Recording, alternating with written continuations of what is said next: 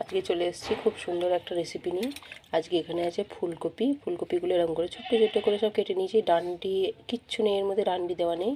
আর এখানে আছে কচি কচি কপির পাতা।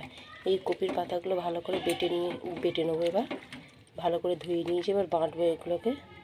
যে মিক্সারের মধ্যে দিয়ে দিয়েছি, মিক্সারে বেটে নেবো। এই যে কপিগুলো আর কপির পাতা, এখানে আছে কাঁচা লঙ্কা আর অল্প একটু আদা, এইটা দিয়ে একসাথে ভালো করে এটাকে বেটে নেবো।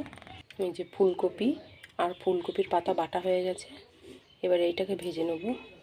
তেলে শুকনো লঙ্কা ফোড়ন দিয়েছি, এবার এইটা দিয়ে দেবো পাতা বাটাটা। এখানে ভাজা হচ্ছে, ভালো করে ভেজে নেব ফুলকপি আর ফুলকপির পাতা। এই যে বাটা ভাজা হচ্ছে এখানটা।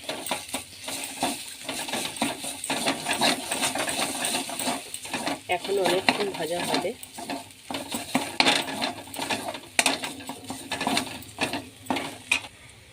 এই যে হয়ে গেছে, এটা ফুলকপি আর ফুলকপির পাতার ভর্তা বেটে এটা হয়ে গেছে। এটাকে এবার নামিয়ে ফেলবো।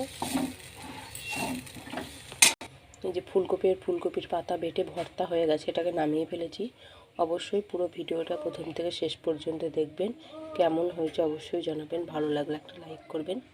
অনেকটা পাতা ছিল, ভেজে ভেজে অল্প একটুখানি হয়ে গেছে, এটা। আজকের রেসিপি এখানেই শেষ করছি, আশা করি ভালো লাগবে। খুব সুন্দর একটা রেসিপি। আজকের রেসিপি এখানেই এই পর্যন্তই। পরের দিন আবার একটা অন্য সুন্দর একটা রেসিপি নিয়ে চলে আসবো।